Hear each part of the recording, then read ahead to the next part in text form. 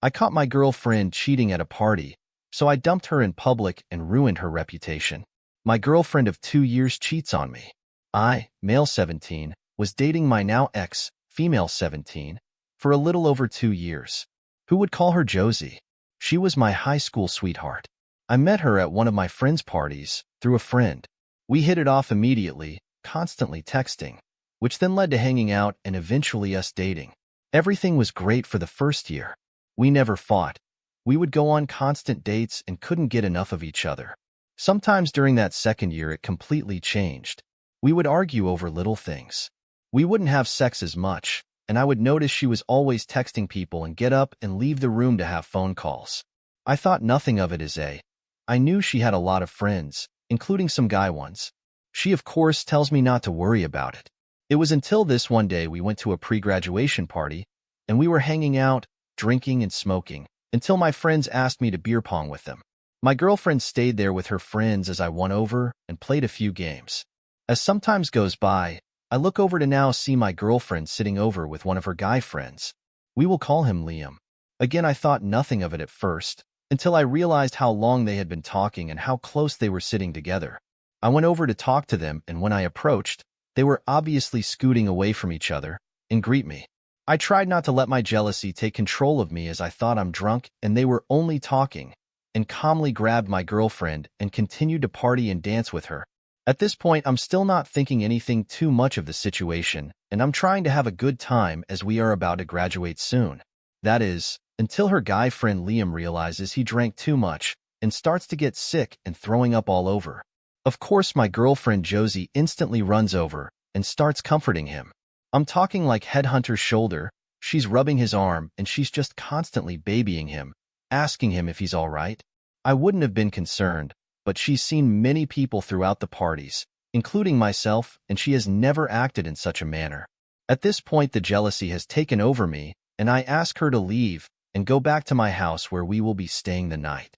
On our ride home, I just noticed she's still texting and making sure he's all right. I then questioned how good of a relationship she had with Liam, as I knew they were friends, but she would never talk about him or bring him up, ever, so I thought they barely kept in touch. She was all over the place in answering my questions, but she had shown me her phone, and it showed that the last time they had texted it was over a year ago. Ultimately, I had believed her and forgot about it. This brings us to graduation. We just finished prom and went to the after party. We drank and smoked and overall had a great time. When it was time to go around 2:30 a.m., I was getting some friends together as well as some of my girlfriend's friends to come back to my place to continue partying and go swimming in my pool. Of course, one of my friends, my girlfriend Josie, wanted to bring back to my place was Liam. Me thinking nothing of it, say it's okay. While at my house, me and Josie get into one of our stupid fights and she no longer wants to hang out with us and go to bed. About 10 minutes later, Liam decides he's done for the night and decided to go inside. Because we forgot to bring out towels, we then ask Liam to bring them outside before he goes to bed. 30 minutes go by, and we are all ready to go inside and go to bed, but we have no towels as Liam forgot to bring them. As it is my house, I decided to go get them. As I'm walking up the stairs towards the bathroom, I can hear the showers on and a slight noise coming from the shower. As I got up to the door, my worst nightmare had come true. She was having sex in the shower with Liam. I bust down the door in one clean hit, absolutely losing my mind and screaming at both of them. Liam stood there frozen, not knowing what to do as Josie started crying hysterically. She tried to explain how it somehow wasn't what it looked like and how she loves me. I wasn't hearing any of it. I had made them go home as well as everyone else that I had invited over. I broke up with her on the spot and have not heard from her for 2 months. She started recently trying to text me again, trying to apologize. I'm seeing someone new, and when I had told her I think it broke her. That's all that happened so far.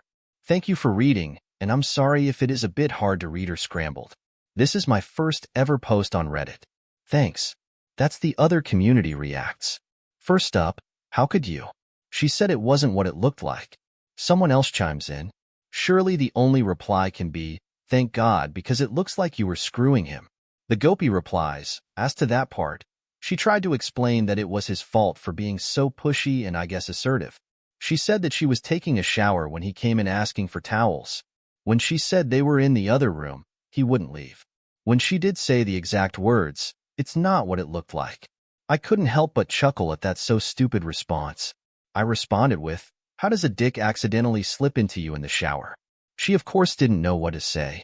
Another response states, "Opie never take a cheater back because once a cheater, always a cheater." Most likely she'd been cheating with him for some time. Most likely an emotional affair, and that night, they went physical affair. That's the reason she started to fight with you. I know it hurts right now, but in the long run, it does get better. Remember, you were a nice guy and she wanted her bad boy and thought you would never leave her, even if you caught her. So the best way to get revenge on her is to move on with your life. This will drive her nuts in the long run because she will see how much better your life is without her. We have another response. All I can say is, dude, I know it hurts like I know and know. All too well. I'm a female 35, and this doesn't invalidate your pain or frustration. I mean, I had a high school sweetheart who cheated. It killed me. I dated others only to get back with him in college. One kid in tow with a girl, dated 3 more years, cheated again and crushed me. For years I dated but couldn't forget him. He couldn't me either. Finally, around age 29, I'd say we both moved on. But it's just a first love thing. Plus, you need all of the experience for when you one day meet your soulmate. I'm sorry, but she's not it. The relationship ran its course. I may be wrong, but it sounds like you'd be best to just figure yourself out. Maybe even get a therapist or counselor if you're on campus. They have them. If not, find one solo with Medicaid or otherwise. Figure you out aside from her. Learn to love yourself. At my age, I tell you it's the best I ever felt once I took that time to do it. Changed my life. I'm married. I have a baby boy, and I still don't know if he's the one, but I do know we have a mature relationship. We are honest, as far as I know. Don't cheat. Cheaters never stop. I hope you are able to move on and be happy and date someone else. The more experience you have with the love, the better your chances, and yeah, that means there's a lot of confusion and hurt involved, but it's worth it even though I know it's hard to see now. Best to you. Second cheating story. Finally caught my girlfriend cheating red-handed, so I dumped and blocked her. There was many red flags that led up to this point, and I could likely write a novel on my situation, but I will spare the details. Here's how I found out. Her and I got into an argument one night about something trivial. I went to bed around 11 p.m. and I received a message at 1 a.m. while I was dead asleep from my ex. She said she was going for a walk. I woke up about 4 in the morning when she finally made it back to our bedroom. I was too tired to care, and I went back to sleep until I woke up later in the morning.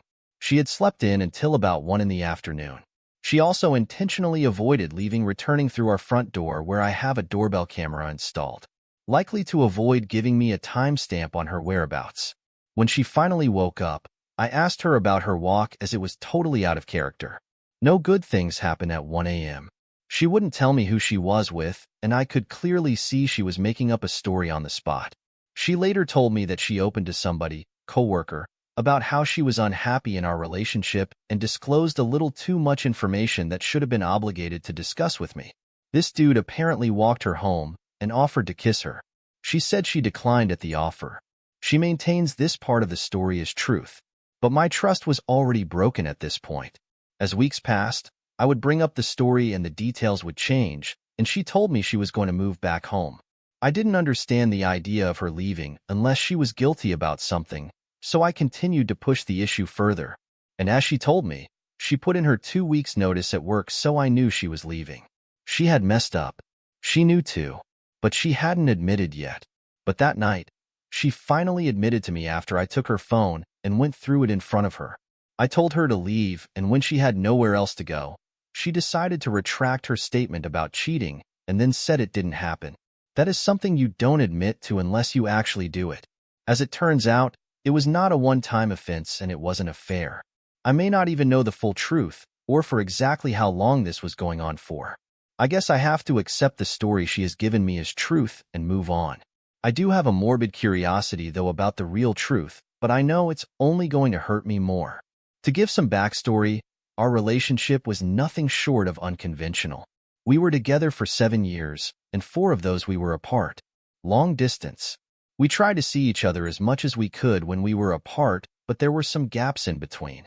When we finally decided on a compromise and living together, this happens no more than a year later. If she was so quick to do this while living under the same roof as me, it's undeniable it happened when we were apart. I've invested so much into a person apart and in person, and I never thought she would just throw it all the way like that. The one person I trusted more than anyone betrayed me. If she was so unhappy, she should have left. I know what you guys are going through. Hope we can all find some healing. Update 1. She told me she wanted to cheat on me. Need support in SFW. Anyway, I posted a few weeks back after I found out about my partner's 29 female affair. I still cannot shake the words she had said to me. Upon her confession, I asked why she would do that. She said with no mercy and without hesitation, "I wanted to cheat on you." She had also said, "What else do you want to know? I effed other guys too." As times moved past after that night, she told me that her statement about hooking up with other guys was untrue and maintains that the only time she was unfaithful is with the affair partner in question. Like, how toxic can you be to say to somebody to deliberately hurt them? Why even go to the extent of putting that doubt in my mind, especially if that statement was untrue? Call me old-fashioned, but nobody just admits to cheating with multiple partners just to piss somebody off, especially if they didn't do it. I don't know who she is anymore, or if I ever really did. Just a recap here, quick edit. Her and I have no contact. Her and I are not on speaking terms right now. This is what was said to me while she was packing up her crap and getting ready to leave. Update 2. 1 year of no contact. It gets better. Progress in SFW. Long post warning. I have successfully not given any sign of life to my ex and haven't heard a peep from her in exactly 1 year to the date. I can only assume the milestone resonates much more to me, as dates have always had some sentimental importance to me. And considering I was the betrayed, blind-sided partner in this matter, I doubt she has given any thought to the length of time spent without contact with me. Plus, I highly doubt she sees today as a milestone for herself either. Then again, I don't know. I guess it shouldn't matter to me what she is thinking, but some days I still can't help it. Even this far without speaking that somebody you legitimately loved and cared for is a painful and long journey in introspection. Additionally, being abandoned under the veil of cheating and infidelity is another mind F of its own. My ex literally left me alone. Within 3 days of unearthing her love affair, all her crap was packed and she was out the door only to run back to her home state. There were the obvious arguments and blow-ups afterwards, but then I left her with silence. After my own sanity, I blocked her on every single platform possible. Facebook, Insta, Snapchat. I blocked her on WhatsApp, blocked her on Netflix, SoundCloud, and even effing Venmo. I took it a step further and blocked any other point of contact with her, whether it was her family or even her close friends. I refused to give her or anyone affiliated with her the luxury of creeping on my life. Unless there's a chance of reconciliation, some family or living circumstance that needs attention, or say you and your ex got off on good terms, by all means, reach out if you need to. If you were betrayed, cheated on, lied to, abused, or gaslight into believing you were responsible for their F-up, stay in contact for life. There are different stages to grieving, as we all know, but I feel they don't always show in step-by-step order. A year later, there are still days I feel angry and other days that I feel happy. There are days I feel like I have accepted her as gone forever, and there are days I sit on denial. There are days I question how she's feeling, or even if I cross her mind at all. There are days I sit and wonder if she actually feels sorry for how she left me. There's even a morbid, sinister hope that she at least maybe felt empty or felt like total complete crap with my absence in her new life. After all, that is how she made me feel. The thing to remember is that no contact is for the individual. It's hard to view yourself as an individual after you break up with someone. You're no longer a pair. You're single. I've explored several forms of coping with that new reality. I tried therapy. It did help, but sessions become stale. I tried a bit of recreational misbehaving and drinking, and even random Tinder hookups. I can assure you that none of that crap is going to get you over somebody 100%. You're always going to love somebody to some extent. I'm at a point in my healing where I realize the only thing that matters is establishing a better relationship with myself. Seeing your faults is vital as well. I was cheated on, but that doesn't make me a victim or guilt-free. I wasn't perfect either, and there was a lot of contributing factors for myself that led up to the demise of my past relationship. Relationships require communication, and unfortunately the lack thereof can turn your relationship upside down real quick. I still miss her, and I always will love her, but unfortunately I can only give that from afar. What I can say is it does get better. Distractions help, but they are not the solution. As cliché as it seems, it just takes time. Focus on yourself and your new life. Now a thought from the community. Time to forget this date. Opie. You have done well to get this far, and your survival from her infidelity is assured, but you need to take that next step and work on attaining that final level, the land of May. You need to work on that indifference. You need to let go of that last little bit of her that resides in your psyche. That bit about, I still miss her, and I will always love her. It's so vitally important to your future that you let that part of it go. You need to do it for you. You need to do it for your future. You need to be able to pass this day next year with no thought at all. In a year's time, you just want it to be Tuesday, better than last Tuesday, and not as good as next Tuesday, but just a normal Tuesday with no recognition that it was the day.